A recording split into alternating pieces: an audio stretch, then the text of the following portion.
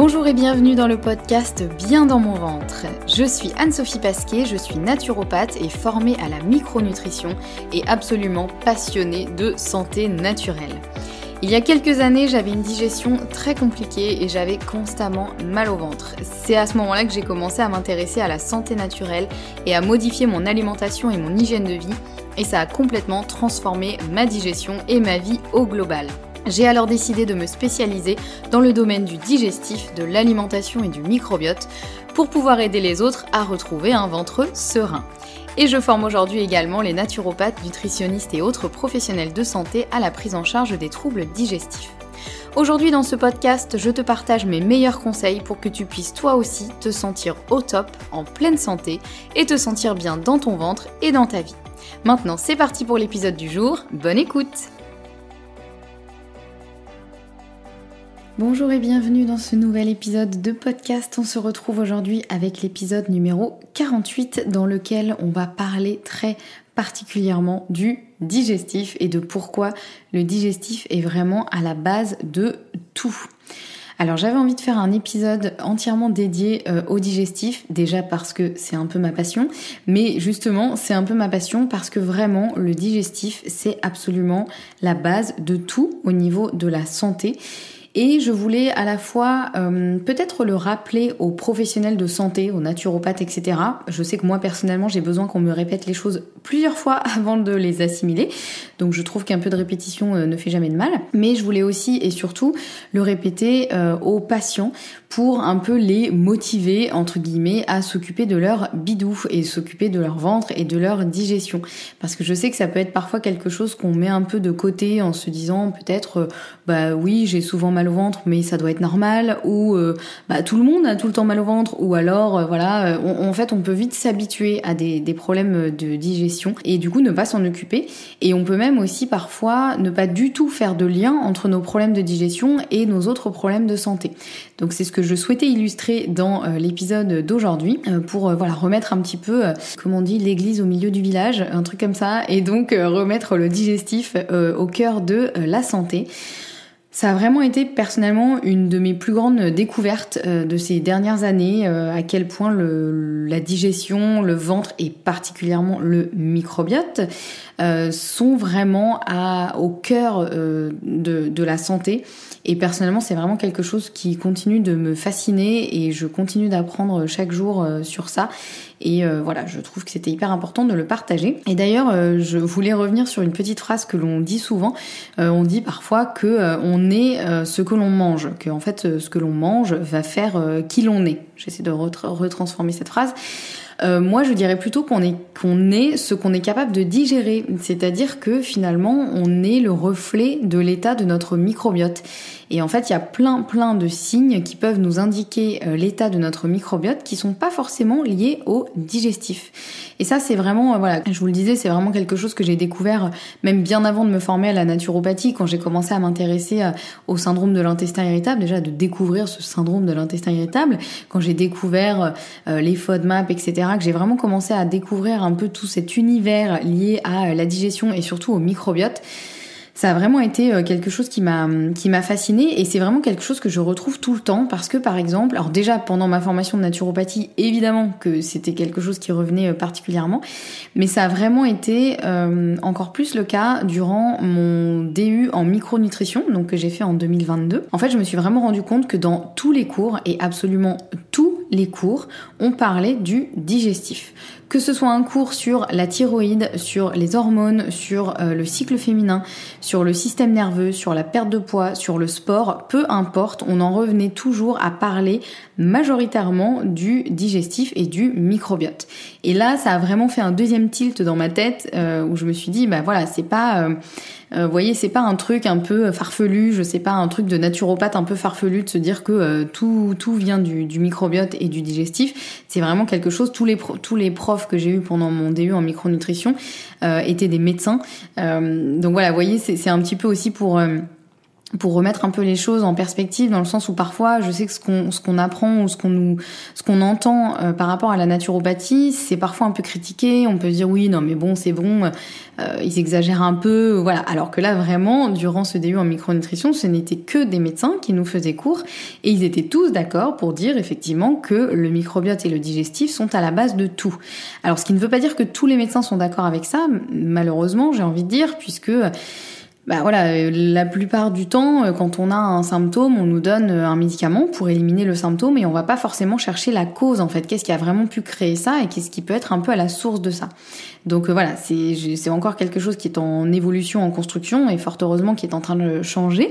Mais voilà, pour remettre un petit peu l'accent sur ça, ce n'est pas un truc un peu farfelu, ne serait-ce que les publications scientifiques sur le microbiote, ça a absolument explosé ces dernières années, et c'est pas pour rien, c'est que vraiment, c'est on va dire la base de tout travail, et d'ailleurs en consultation de naturopathie, ou en consultation en micronutrition, dans 90% des cas, si ce n'est plus, on commence par travailler sur le digestif, même si la problématique est ailleurs.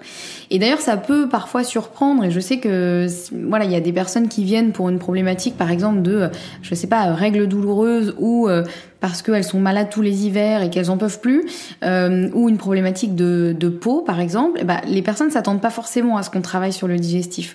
Donc c'est pour ça que je voulais vraiment refaire un épisode entièrement dédié à ça pour remettre un petit peu l'accent sur ça et peut-être éveiller un peu plus les consciences quant au fait que en général quand on a un souci de santé, on peut effectivement prendre un médicament qui va éliminer le symptôme que l'on a, mais ça peut être très très intéressant d'aller voir un petit peu comment se comporte le digestif, comment va le microbiote, et ça peut, dans beaucoup de cas, régler presque tous les soucis. Alors je dis pas que le digestif représente la totalité du travail, bien sûr, mais il représente en tout cas le départ du travail dans énormément de cas.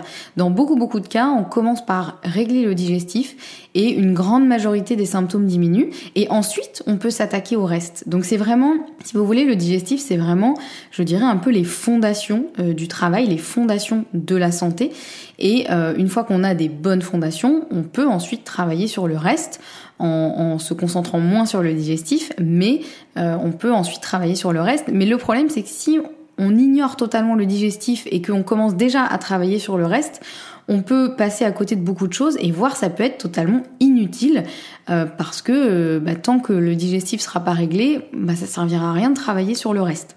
Alors je vais vous donner quelques exemples pour peut-être que ce soit un peu plus parlant, des exemples de problèmes de santé ou des exemples de motifs de consultation, par exemple en naturopathie ou en micronutrition. Ça peut être par exemple pour des problématiques de nervosité, d'anxiété. Là, ça peut être super intéressant de voir l'état du microbiote, voir aussi l'alimentation, la digestion, etc. Puisque on le sait maintenant de plus en plus à quel point l'état du microbiote peut être tout à fait lié à notre état de nervosité et d'anxiété. C'est d'ailleurs le sujet du livre du professeur Gabriel Perlemuter dont je vous parle dans l'épisode numéro 2 où il a écrit tout un livre sur le lien entre l'état de nos bactéries, l'état de notre microbiote et notre état d'anxiété, de nervosité, voire de dépression. Donc voilà, ça c'est quand même un truc assez dingue. Moi vous l'aurez compris je pense parce que je vous en parle quand même assez souvent dans ce podcast, mais c'est vraiment un sujet qui me fascine absolument. Un autre exemple, si quelqu'un vient pour des perturbations, par exemple du cycle féminin, c'est-à-dire soit beaucoup de SPM, des règles très douloureuses ou vraiment des symptômes très très lourds liés au cycle menstruel, eh bien s'il y a déjà de base une mauvaise digestion, c'est sur ça qu'il faudra travailler parce que s'il y a une mauvaise digestion, ça veut dire qu'une partie des hormones est mal détoxiquée. Puisqu'en fait, les hormones que l'on produit tout au long du cycle menstruel, elles vont être utilisées puis éliminées. Et l'élimination, elle se fait via l'intestin. Donc si l'intestin fonctionne mal et si le microbiote est déséquilibré, il y a une partie de ces hormones qui sera mal détoxiquée. Et donc elle va être remise en circulation dans la circulation sanguine. Donc ça va évidemment perturber l'organisme puisque il y aura potentiellement trop d'hormones en circulation puisqu'il y a une partie qui aurait dû être éliminée qui finalement va rester en circulation parce qu'on n'aura pas réussi à l'éliminer. Donc on aura beau donner des hormones de synthèse et essayer de contrebalancer certaines choses, si on n'a pas réglé l'élimination et on n'est pas allé voir du côté digestif, ce sera inutile, voire ça pourrait être dangereux, parce qu'on pourra au contraire surcharger l'organisme d'hormones de synthèse plus les hormones que le corps a produit tout seul. Donc c'est pour ça que voilà, rien que pour des problématiques comme ça de perturbation du cycle menstruel, il faut aller voir comment ça se passe au niveau de la digestion. Et c'est le cas aussi pour d'autres pathologies diverses, des choses qui peuvent être peut-être un petit peu plus graves. Alors dans ce cas-là, évidemment, il faudra un suivi médical à côté. Je le répète et je fais toujours un petit disclaimer. Le fait d'être accompagné en naturopathie ou en micronutrition ne dispense évidemment pas d'un suivi médical. En général, on travaille en collaboration avec le médecin. Ça n'a pas vocation à remplacer le suivi médical. Voilà, petit disclaimer, la parenthèse est fermée, mais c'est toujours important de le répéter. Donc dans des pathologies diverses, ça peut être intéressant d'aller voir l'état du digestif et d'aller travailler sur le digestif et sur le microbiote dans l'optique de renforcer le système immunitaire ou d'atténuer les effets de traitements médicaux. Parce que le microbiote, c'est bien souvent le premier impacté par, on va dire, des certains traitements médicaux, et c'est aussi le premier en cause dans les maladies. Donc si jamais même vous avez une maladie qui nécessite effectivement un lourd traitement médical, et je pense par exemple même à un cancer ou des choses comme ça, ça pourrait être très intéressant, voire vraiment hyper utile, d'aller travailler avant, pendant et après, en étant accompagné encore une fois par un médecin et par un professionnel qui sera spécialisé sur le microbiote et le digestif. Ça peut être intéressant d'aller travailler justement sur le microbiote pour à la fois faire en sorte que la pathologie se développe peut-être le moins vite possible ou le moins violemment possible, mais aussi pour atténuer les effets du traitement médical. Donc pour essayer d'éviter d'avoir trop d'effets secondaires, et puis aussi si jamais c'est un traitement médical qui a engendré un déséquilibre du microbiote, comme par exemple un traitement antibiotique, une chimio, des traitements comme ça, et bien ce sera hyper intéressant et hyper utile d'aller reconstruire le microbiote par la suite pour remettre sur pied le système immunitaire et remettre les fondations de la santé. Un autre exemple, ça peut être, comme je l'évoquais avant, des problèmes de peau. Parfois, on a des soucis de peau, d'eczéma, de psoriasis ou d'autres soucis de peau, même par exemple de l'acné.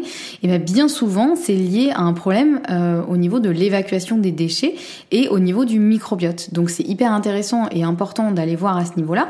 Est-ce que la digestion se fait bien? Est-ce que l'élimination se fait bien? Parce que souvent, c'est quand même très très lié à l'élimination. Quand je dis élimination, c'est bien évidemment le transit, mais pas que. Il y a aussi est-ce que la détoxification effectuée par le foie se fait dans de bonnes conditions, se fait suffisamment. Voilà, il y a plein de choses à voir. Et le microbiote a aussi un rôle dans cette détoxification des déchets. Donc c'est pour ça que même pour les problèmes de peau, et même je dirais particulièrement pour les problèmes de peau, en général on a tendance à vouloir mettre quelque chose sur la peau pour aller enlever le symptôme. Alors ça peut être utile évidemment, je dis pas qu'il faut absolument ne pas essayer d'enlever les symptômes, les symptômes sont parfois très très lourds et très handicapants et pas du tout agréables, donc c'est tout à fait légitime de vouloir enlever le symptôme, il n'y a pas de problème avec ça. En revanche, c'est important d'aller voir la cause de la cause de la cause, dont on parle souvent en naturopathie, et donc là pour des problématiques de peau, il faudra bien évidemment aller voir ce qui se passe au niveau du digestif et au niveau hormonal aussi, mais en général l'hormonal est très très lié aussi au digestif. Vous l'aurez compris, c'est un peu le serpent qui se mord la queue, mais voilà, en général, la base de tout, ça va vraiment être ça. Un autre problème qui revient assez souvent, ça va être les maux de tête notamment et les migraines.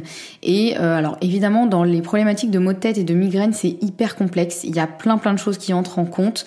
Donc je ne vais pas dire que le seul coupable est le digestif, bien évidemment, mais en général il y a énormément de maux de tête qui sont très souvent liés à un problème de détoxification et un problème de digestion. Donc c'est hyper intéressant aussi d'aller voir l'état du digestif, de la digestion, de l'élimination, l'état du microbiote, etc. Et ça peut régler beaucoup de choses dans les problématiques de migraines ou de maux de tête récurrents. Donc voilà, je vous donne un petit peu quelques exemples comme ça. Évidemment, la liste n'est pas exhaustive, mais c'est pour peut-être que ce soit un petit peu plus parlant et que ça puisse aussi vous éclairer si vous souffrez d'une problématique de santé plus ou moins grave et peut-être de vous éclairer sur l'importance d'aller faire un petit tour sur le microbiote et le digestif pour vraiment, encore une fois, aller retravailler sur les fondations pour pouvoir ensuite vraiment voir un peu ce qui reste encore à déblayer et ce sur quoi il reste à travailler pour pouvoir travailler de manière efficace.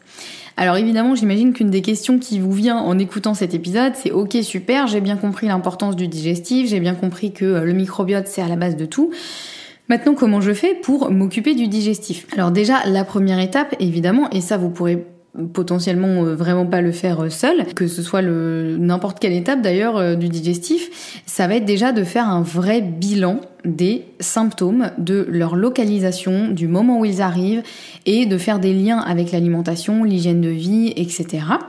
Donc ça c'est ce qu'on appelle l'anamnèse. Donc c'est une série de questions assez poussées et qui permet d'identifier. C'est un peu une enquête, voilà, un peu comme dans Dr House. On va vraiment questionner, analyser, voir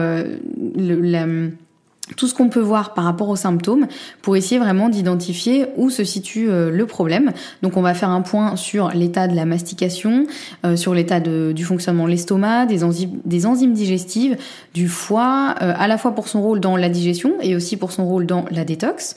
On va voir aussi comment ça se passe du côté de l'intestin grêle, du côlon, du microbiote, du transit, de tous les symptômes qu'on peut avoir et essayer vraiment d'analyser ça et idéalement vraiment de coupler tout ça à des tests à faire notamment en laboratoire, donc soit via une prise de sang, soit selon les tests que l'on cherche à avoir, soit via d'autres analyses un peu plus poussées, par exemple pour tout ce que je viens de citer et en particulier notamment l'état du microbiote. Et d'ailleurs je vous prépare un épisode sur les différents tests à faire pour analyser son microbiote en fonction de ce que l'on cherche à trouver. Donc voilà, ça c'est vraiment déjà un premier état des lieux. En général, c'est quelque chose qui est assez long, qui nécessite, c'est des choses où on va vous poser des questions que peut-être on vous a jamais posées. Et là, c'est vraiment un travail à la fois technique et intuitif, puisque il y a pas mal de liens qu'on va pouvoir faire entre les différents symptômes et l'état du digestif. Et bien évidemment, idéalement, de pouvoir les coupler à des tests pour avoir des données vraiment factuelles et scientifiques qui vont nous dire, ok, c'est là que ça commence à pas trop bien fonctionner, c'est là qu'il y a un déséquilibre, etc. Parce que parfois, on a des symptômes, et ça je vous ai fait un épisode aussi sur ça, on a des symptômes au niveau de l'intestin, alors qu'en fait le problème vient de l'estomac. Et ça, on peut le savoir que en posant plein de questions, parce que spontanément, si on a mal au ventre, qu'on a mal au niveau des intestins, ou qu'on a des problèmes de transit, on va dire que le problème vient de là, que notre problème il est dans l'intestin, qu'il y a un souci dans l'intestin. Ce qui peut être vrai, mais il n'empêche que la cause de tout ça, c'est parfois un dysfonctionnement de l'estomac et donc de une des premières étapes de la digestion qui fait que ça va se répercuter sur toutes les autres étapes de la digestion et les symptômes vont arriver à la fin de la digestion sur l'intestin. Mais au final, le vrai problème venait de l'estomac.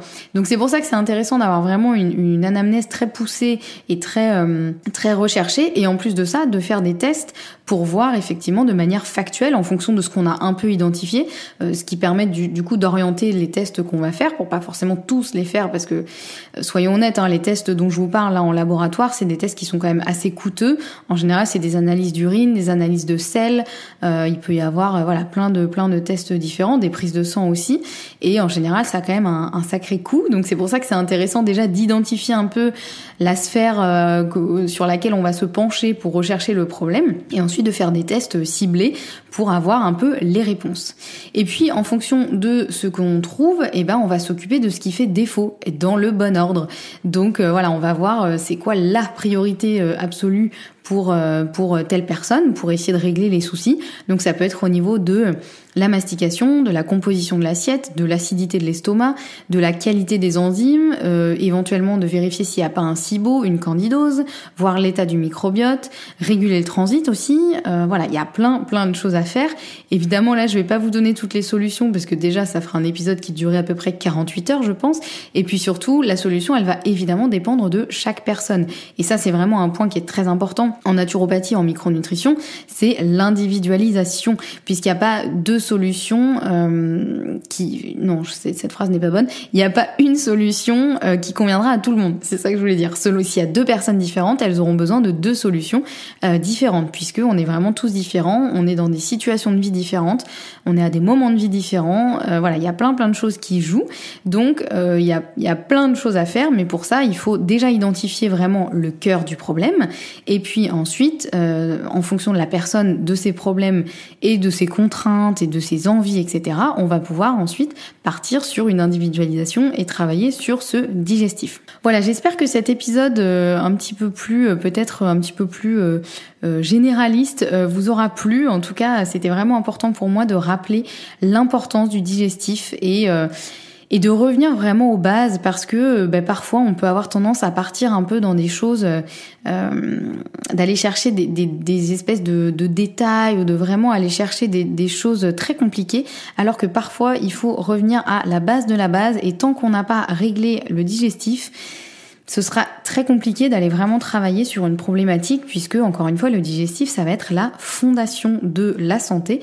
Et une fois que la fondation est solide, là, on peut continuer à construire dessus. Mais si vous voulez construire une maison, pour revenir sur mes métaphores un petit peu bancales, si vous avez des fondations qui sont pourries, qui tiennent pas, vous aurez beau faire la plus belle maison du monde, elle va s'écrouler à un moment ou un autre. Donc voilà, le digestif, considérez que c'est vraiment les fondations de votre santé, c'est vraiment ce qui va permettre de soutenir la santé, et ce qui va aussi permettre de soutenir toutes les choses que vous allez mettre en place pour améliorer votre santé. Donc le digestif, c'est la base de tout, c'est la première étape, c'est la première chose à faire, et une fois qu'on est sûr qu'on a un digestif, une digestion, un microbiote qui est au top du top, là on peut commencer à travailler sur le reste. Mais en général, le travail sur le digestif, ça peut être un peu frustrant, parce que ça peut prendre aussi plusieurs semaines, voire plusieurs mois, voire plusieurs années, selon les personnes et selon les situations. Donc je sais que ça peut être un peu frustrant, et c'est aussi une façon de voir les choses qui doit être un petit peu différente. Si vous avez des symptômes qui vous agacent depuis un moment, et qu'on vous dit oui, mais il faut déjà travailler sur le digestif, je sais que ça peut être un peu frustrant. On peut se dire non, mais en fait moi je veux juste ne plus avoir de symptômes, là j'ai pas envie de travailler sur mon digestif. Mais voilà, j'espère qu'à travers cet épisode j'ai réussi à vous faire un petit peu comprendre à quel point effectivement ce digestif il va être important. Si vous avez aimé cet épisode et si vous aimez le podcast, n'hésitez pas à laisser un avis sur votre plateforme d'écoute préférée. Ça me fait toujours hyper plaisir de lire vos avis, et surtout ça aide aussi à diffuser ce podcast au plus grand nombre. N'hésitez pas à envoyer cet épisode aussi à un de vos proches qui a par exemple des soucis de santé, et vous vous dites mais bien sûr qu'il faut qu'il travaille sur son digestif, mais il ou elle a du mal à l'entendre. Peut-être que ça pourra éclairer sa lanterne. Voilà, en tout cas je vous souhaite de prendre bien soin de vous. On se retrouve la semaine prochaine avec un prochain épisode, et puis en attendant, prenez soin de votre digestif et de votre microbiote. À bientôt.